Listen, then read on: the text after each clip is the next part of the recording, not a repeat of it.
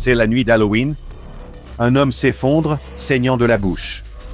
Il est seul dans son appartement, regarde un marathon de films d'horreur et maintenant il pense qu'il pourrait être mort à l'aube.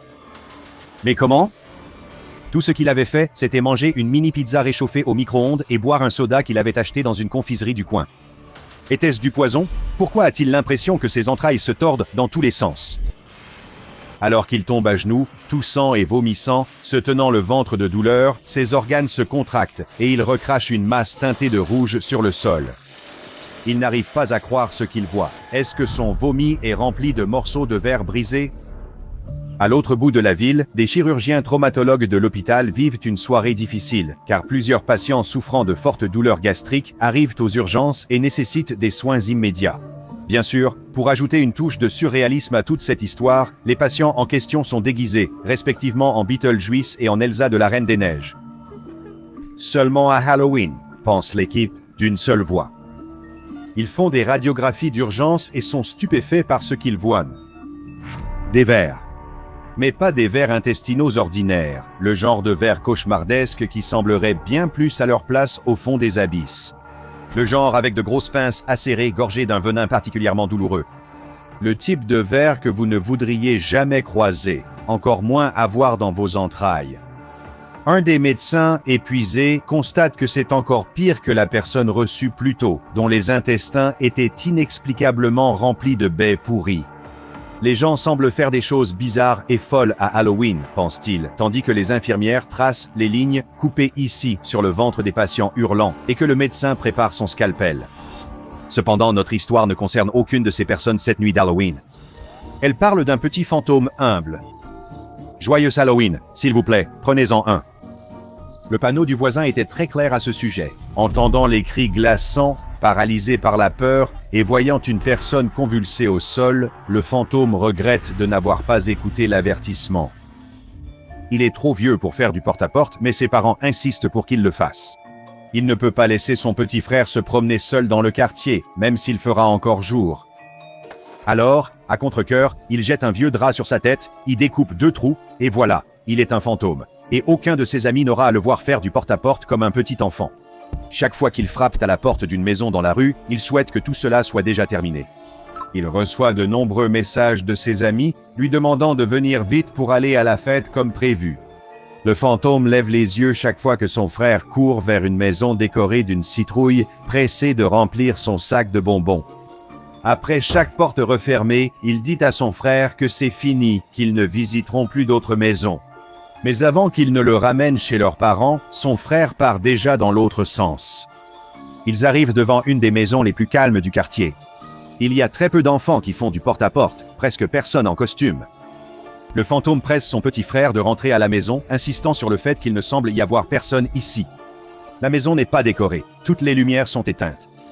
Hormis une bougie vacillant dans une citrouille sculptée. Le frère se précipite pour frapper à la porte. Il n'y a pas de réponse, juste un silence qui plane dans l'air et s'étire à chaque seconde. Il frappe encore, mais personne ne répond ni n'ouvre la porte pour que le garçon demande des bonbons ou un sort.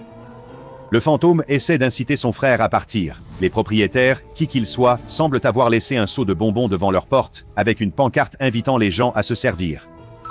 Un autre message de ses amis rend le fantôme plus pressé de partir. À ce moment, il manque déjà la fête. Son frère dit qu'il ne peut prendre les bonbons sans demander des bonbons ou un sort au propriétaire. Finalement, de plus en plus frustré, le fantôme doit traîner son petit frère loin de là. Avant de partir, il jette un coup d'œil par-dessus son épaule pour voir si quelqu'un d'autre regarde, puis il attrape le seau de bonbons plein et sans surveillance et verse son contenu dans le drap de son costume de fantôme, décidant qu'il pourrait aussi bien les prendre comme cadeau pour la fête. Mais avant de continuer, je tiens à remercier le sponsor de cette vidéo, War Thunder. Imaginez commander un vaste arsenal de plus de 2500 chars, avions, hélicoptères et navires, allant de la puissance brute des années 1920 à la technologie de pointe des avions de chasse modernes et des chars de combat principaux représentant 10 grandes nations. Et oubliez tout ce qui est aussi simple que les PV. Dans War Thunder, chaque composant du véhicule, du moteur au casier à munitions, peut être endommagé ou détruit individuellement par les tirs ennemis, offrant un niveau de détail inégalé en combat. Et les dégâts ne se produisent pas hors de votre vue. La vue au rayon X du jeu vous permet de voir l'impact précis de vos stratégies, montrant exactement où et comment vos actions affectent l'ennemi, apportant une nouvelle dimension à vos tactiques de combat. Mais War Thunder ne s'adresse pas qu'aux fans de simulateurs hardcore. Que vous vouliez des combats rapides ou le défi du réalisme, un mode de jeu vous attend. Du mode arcade rapide au mode réaliste équilibré jusqu'au mode simulateur totalement immersif. Chacun offre une façon unique de vivre les batailles à couper le souffle du jeu. Et le meilleur dans tout ça, vous n'avez pas besoin de matériel sophistiqué pour plonger dans l'action. Que vous pilotiez un avion ou conduisiez un char, une simple souris et un clavier ou une manette suffisent, même dans le mode simulateur le plus réaliste. Rejoignez une communauté de plus de 70 millions de joueurs en cliquant sur mon lien dans la description pour obtenir votre pack de bonus. Cette offre exclusive pour les nouveaux joueurs et ceux qui n'ont pas joué depuis au moins 6 mois comprend plusieurs véhicules premium, une décoration de véhicules exclusive Aigle de la Vaillance, 100 000 lions d'argent et 7 jours de compte premium, mais souvenez-vous, c'est seulement disponible pour une durée limitée. Maintenant, revenons à notre chasseur de bonbons. Après avoir raccompagné son frère à la maison, le fantôme repart en trombe alors que le soir laisse place à la nuit. Il traverse la ville en hâte et rejoint la soirée chez quelqu'un, accueilli par ses amis déguisés en loup-garou et vampire.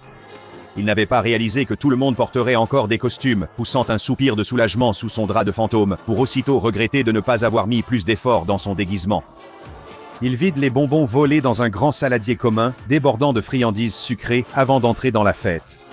Il ne faut pas longtemps au fantôme pour se rendre compte que l'événement n'est pas aussi génial qu'on le prétend. Se sentant trop mal à l'aise pour aller parler à qui que ce soit, il flotte dans la pièce, sirotant une boisson avec ennui dans un gobelet en plastique, tel un véritable fantôme au festin. Il s'est senti coupable d'avoir forcé son frère à expédier la tournée d'Halloween pour que le fantôme aille à une fête nulle. Mais alors qu'il s'apprête à partir, quelqu'un pousse un cri. L'un des invités de la fête tient un paquet d'oursons gélifiés dans une main, les mêmes que le fantôme avait volés plus tôt. L'autre main serre son ventre de douleur alors que quelque chose semble bouger. Le fantôme cligne des yeux, pensant que c'est dû aux lumières stroboscopiques de la fête. Il s'avance pour mieux voir, juste à temps pour voir l'invité s'effondrer. Les personnes proches paniquent, suggérant d'appeler une ambulance, craignant une grave réaction allergique. Puis quelque chose bouge à nouveau. Le corps inerte de l'invité de la fête commence à se débattre, convulsant sur le sol. C'est comme s'il y avait quelque chose d'inhumain, une créature à l'intérieur de son ventre qui bouge et essaie de sortir en griffant. Et puis, elle y parvient, et elle rugit. Le fantôme regarde avec horreur alors que ce qui ressemble à un petit ours se libère, des éclaboussures de sang tachant sa fourrure vert vif et dégoulinant de ses pattes. Les cris effraient la créature, qui attaque la personne la plus proche, dévoilant ses dents acérées pour mordre férocement. Ceux qui sont assez loin commencent à courir. Le fantôme n'a pas cette chance. L'ours vert menthe saute de sa dernière victime et fixe ses yeux confus et meurtriers sur le fantôme. Il est figé sur place par la terreur pure, alors que le petit ours se jette sur lui, éclaboussant le sang de sa précédente victime sur son drap autrefois blanc. Alors que l'ours referme ses mâchoires sur son visage, il pense à son plus jeune frère ou sa plus jeune sœur une dernière fois. J'aurais dû simplement continuer la tournée d'Halloween ce soir. Au-dessus de l'océan, les pales d'un hélicoptère furtif noir mat tranchent l'air. L'équipage travaillant à bord d'un cargo, transportant des marchandises sur l'eau, ne remarque l'hélicoptère que lorsqu'il plonge en rase-motte, descendant du ciel. Avant même que le capitaine ait la chance d'appeler l'appareil et de demander à ceux à bord de s'identifier, il est déjà en train d'atterrir. Des silhouettes en tenue tactique, armes automatiques en main, sortent de l'hélicoptère quand le capitaine donne l'alerte. Les membres de l'équipage fuient pour survivre, mais ne peuvent quitter le cargo, cernés par les vagues rugissantes de la route d'approvisionnement. Tout le monde panique. Le navire a été abordé. Mais ces individus armés ne sont pas des pirates. Ils sont bien trop bien équipés. Ils ont presque l'air militaire. En réalité, ils disposent d'un équipement proche de celui des forces spéciales. Les agents de la force d'intervention mobile de la Fondation SCP prennent d'assaut le navire et se divisent en équipes. L'une d'elles rassemble l'équipage et le conduit vers la passerelle. L'autre équipe balaie le pont, se faufilant entre les rangées de conteneurs empilés, fouillant la cargaison à la recherche de quelque chose. En quelques minutes, l'équipage du cargo est à genoux, impuissant, sur le sol de la passerelle, les mains posées sur la nuque, obéissant aux ordres de ces soldats arborant un insigne étrange et inconnu sur leurs uniformes. Le commandant ordonne à 2 hommes de trouver un manifeste de cargaison. Rapidement, ils le trouvent et transmettent le numéro de série d'un conteneur à l'équipe sur le pont. Le commandant commence à interroger le capitaine du navire et son équipage, semblant s'intéresser au contenu de ce conteneur en particulier. Personne ne sait ce qu'il y a dedans. Ils savent seulement que c'est pour le port où ils allaient. Personne ne remarque toutefois que la trajectoire du navire change accidentellement à cause d'un coup de barre pendant l'agitation. Le cargo emprunte un étroit chenal qui fait partie de la route commerciale. Mais maintenant, au lieu de naviguer tout droit, il avance en biais. Sur le pont, les opérateurs de la FIM repèrent le conteneur maritime indiqué « verrouillé », mais l'équipe est préparée. Alors que l'escouade se met en formation et couvre le conteneur, un membre fonce devant avec une scie circulaire. Des étincelles jaillissent alors que la lame tournoyante découpe les différents cadenas, maintenant le long conteneur métallique bien fermé. En quelques secondes, la scie sectionne chacun d'eux. 2 soldats de la FIM rangent leurs armes et ouvrent les portes du conteneur à la force des bras, tandis que les autres gardent leurs fusils braqués sur l'intérieur. La FIM inspecte rapidement le contenu du conteneur, notant les diverses boîtes en carton à l'intérieur. L'un d'eux entend un ordre craché dans sa radio par le commandant, indiquant qu'il a besoin d'une confirmation visuelle que ce qu'il cherche se trouve bien dans ces boîtes. L'opérateur sort son couteau et coupe facilement le ruban adhésif fermant la boîte. Et, en effet, l'arrivée de la fondation SCP sur un cargo pourrait, pour certains, indiquer qu'une sorte de créature anormale est transportée à travers l'océan. Ou bien que l'équipage du navire est peut-être composé de contrebandiers, cachant des anomalies dans la cale de leur navire pour le compte d'un groupe d'intérêts louches comme l'insurrection du chaos. La seule chose à laquelle personne ne s'attendrait, ce serait que la Fondation envoie ses agents pour intercepter une cargaison de bonbons. La plupart des boîtes contiennent des paquets de bonbons gélifiés et de baies, d'autres sont remplies de canettes de soda et d'emballages en cellophane pour les protéger. L'emballage a été délibérément conçu pour imiter des marques populaires. L'agent a presque dû plisser les yeux pour remarquer les logos d'une entreprise appelée Pure Foods. Ils ont montré les articles à leur caméra piéton, précisant qu'ils n'étaient pas de marques comme Haribo ou Coca-Cola, même s'ils y ressemblaient. Ayant confirmé la découverte, le commandant contacte la Fondation par radio pour demander l'envoi d'une unité d'extraction pour récupérer la cargaison. En quelques minutes, les énormes rotors jumeaux d'un immense appareil à décollage vertical fouettent l'air autour du cargo. Sur le pont, les opérateurs de la FIM attachent câbles et chaînes au conteneur, puis signalent aux pilotes dès que tout est sécurisé. La caisse métallique est hissée sous le tiltrotor, malgré les protestations des membres d'équipage captifs, vite réduites au silence par l'administration d'amnésique, par les agents de la Fondation. Le manifeste est remplacé par un faux, dont le numéro du conteneur concerné a disparu, son existence étant totalement dissimulée. Soudain, le navire tangue. Un grondement assourdissant retentit alors que des centaines de tonnes de métal heurtent quelque chose. Les troupes de la FIM se relèvent en hâte, armes à la main, s'attendant à voir une menace anormale attaquer le navire. Depuis la passerelle, le commandant voit clairement ce qui s'est passé. Le cargo avançait en biais et est maintenant coincé contre les berges étroites du canal. Aboyant un ordre paniqué à ses troupes, le commandant et le reste de la FIM battent en retraite précipitamment, l'hélicoptère partant juste au moment où l'équipage de l'Ever Given se réveille, se retrouvant très confus et complètement coincé. La stupéfaction de l'équipage, piégé dans le canal de Suez, sera bientôt partagée dans le monde entier, car ce navire bloque une voie essentielle de la chaîne d'approvisionnement mondiale. Mais heureusement, malgré les perturbations causées par leurs actions, la Fondation avait au moins réussi à sécuriser une cargaison de SCP-5110 avant qu'elle n'atteigne le port. Le raid de leurs forces d'intervention mobile a peut-être accidentellement bloqué un navire dans le canal de Suez, mais le Conseil O5 a jugé ce résultat acceptable. Si ces produits Pure Foods avaient été distribués aux détaillants, ils auraient été encore plus difficiles à retrouver. SCP-5110 est la désignation donnée à une collection de produits alimentaires emballés fabriqués sous la marque Pure Foods. Jusqu'ici, la Fondation n'a pas réussi à retrouver les propriétaires de Pure Foods, ni une éventuelle société mère détenant la marque. Les manifestes de cargaison pour les différents envois de leurs produits ne contiennent jamais d'informations exploitables sur l'origine des articles Pure Foods, et il semble que de grands efforts soient déployés pour supprimer toute information concernant le lieu de fabrication ou d'expédition des produits. Les articles ne répondent pas aux normes de la FDA pour la consommation humaine, encore moins à celles de la Fondation SCP. Lorsqu'elles sont ingérées, les différentes formes du SCP-5110 sont connues pour déclencher des effets secondaires anormaux et indésirables chez toute personne qui les consomme. De manière insidieuse, les produits SCP-5110 semblent avoir été intentionnellement conçus pour ressembler à des produits familiers vendus par des marques de confiserie populaires, probablement dans une tentative malveillante de Pure Foods de tromper des consommateurs non avertis afin qu'ils achètent leurs produits anormaux. Cependant, bien qu'il soit similaire aux bonbons et boissons gazeuses largement vendus, le SCP-5110 atteint rarement les rayons des grandes chaînes de supermarchés, étant plutôt expédié et vendu dans de petits magasins de proximité.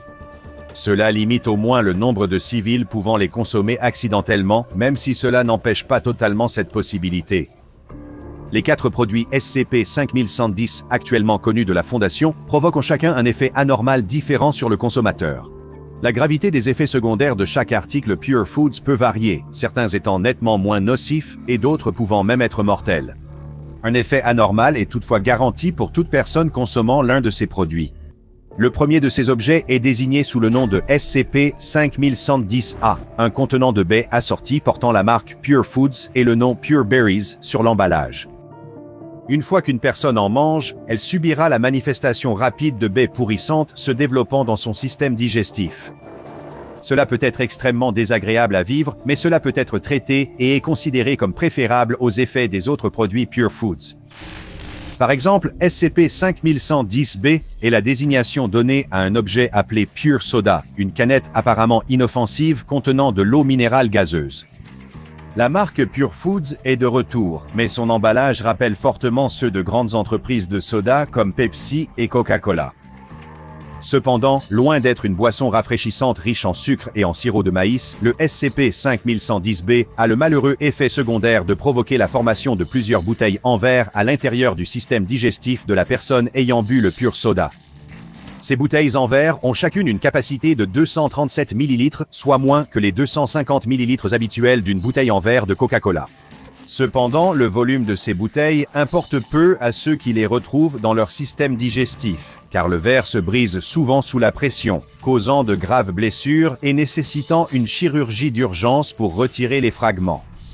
Les Pure Worms, ou SCP-5110-C, sont l'une des variétés de bonbons ressemblant à ceux de Haribo, créés par Pure Foods. À l'intérieur de l'emballage se trouvent des verres gélifiés colorés, contenant différents arômes et édulcorants. Si une personne consomme l'un de ces bonbons, elle subira sans doute le pire effet secondaire de tous les produits Pure Foods. En entrant dans le système digestif d'une personne, SCP-5110-C déclenchera la manifestation d'entités ressemblant à Unus aphrodite, plus communément appelée ver bobite. Présents dans les récifs coralliens et les eaux chaudes de l'Atlantique, les vers bobites sont des vers à soie qui s'enfouissent sous le sable marin, guettant leur proie avec leurs antennes. Quand ils repèrent une proie, ces prédateurs aquatiques embusqués attrapent les poissons de passage avec leurs soies acérées. Les vers bobites attaquent rarement les humains, mais leurs mandibules, très tranchantes et venimeuses, peuvent couper un poisson en deux et causer des lésions nerveuses permanentes en cas de contact. Avoir de nombreux organismes similaires aux vers bobites dans le système digestif d'une personne est, à juste titre, une source de panique. Outre le risque d'hémorragie interne et de lésions nerveuses dues à leurs pièces buccales tranchantes, la nature fouisseuse de ces vers peut causer des traumatismes corporels graves et mortels. Lorsqu'ils sont extraits chirurgicalement d'une personne ou récupérés après la mort de la personne, ces créatures ressemblant à des vers bobites semblent être teintes de couleurs vives, ressemblant aux bonbons SCP-5110-C Pure Worms. Le quatrième produit Pure Foods actuellement connu ressemble à d'autres bonbons gélifiés populaires. SCP-5110-D ou Pure Bears semblent être des oursons gélifiés aux saveurs variées. Après ingestion initiale de ces bonbons, les effets anormaux apparaissent rarement immédiatement et peuvent mettre 1 à plusieurs jours à se manifester. Cependant, une fois que cela se produit, la personne ayant consommé les Pure Bears verra un jeune spécimen d'Ursus arctos se former dans son système digestif, une espèce plus communément connue sous le nom d'ours brun. Pour réitérer, il ne s'agit pas d'un ourson brun ou d'un embryon, mais bien d'un jeune ours brun entièrement formé. Si on le retire du sujet ou si l'animal s'échappe, le pelage de l'ours prendra des teintes vives, rappelant la couleur du bonbon gélifié consommé. Naturellement, conformément à leur procédure d'expérimentation standard, la Fondation a pu documenter les effets des différents produits SCP-5110 grâce à de nombreux tests utilisant du personnel de classe D comme sujet d'expérience. Aucun autre membre du personnel de la Fondation n'est autorisé à consommer quoi que ce soit fabriqué par Pure Foods. Tous leurs produits anormaux, y compris ceux récupérés dans des points de vente ou interceptés lors de livraison, doivent être stockés dans un casier de confinement sécurisé dans une installation de la Fondation. Au dos de tous les produits SCP-5110 se trouve une série de déclarations de leur fabricant, Pure Foods. Hormis leur marque, c'est l'unique élément toujours présent sur l'emballage. Selon le message de l'entreprise, sa mission est de fournir aux consommateurs des produits qui ne contiennent pas d'ingrédients malsains supplémentaires, tels que des excès de sucre, du sirop de maïs et d'autres additifs, ajoutés pour modifier artificiellement le goût ou rendre les produits plus addictifs pour les consommateurs. Pure Foods précise n'inclure ni graisse ni sucre susceptibles d'entraîner des complications de santé en cas d'excès. À la place, ils affirment extraire l'essence des aliments et l'enfermer dans de la gélatine. Les informations nutritionnelles pour un paquet de Pure Bears ou SCP-5110D sont indiquées comme suit. 58 000 calories, 40 000 g de matière grasse totale, 16 g de sodium avec 0 glucides, 0 sucre et 260 000 g de protéines. Le seul ingrédient indiqué est de l'ours, tout simplement. Merci encore à War Thunder d'avoir sponsorisé cette vidéo qui est disponible gratuitement sur PC, PlayStation et Xbox. Inscrivez-vous via mon lien en description pour recevoir votre pack bonus. Cette offre exclusive pour les nouveaux joueurs et ceux qui n'ont pas joué depuis au moins 6 mois comprend plusieurs véhicules premium, une décoration de véhicules exclusive Aigle de la Vaillance, 100 000 lions d'argent et 7 jours de compte premium. N'oubliez pas, c'est disponible pour une durée limitée. Rejoignez le Patreon du Dr Bob et devenez chercheur junior. Allez maintenant regarder une autre entrée des dossiers du Dr Bob, comme SCP-1048 l'ours constructeur.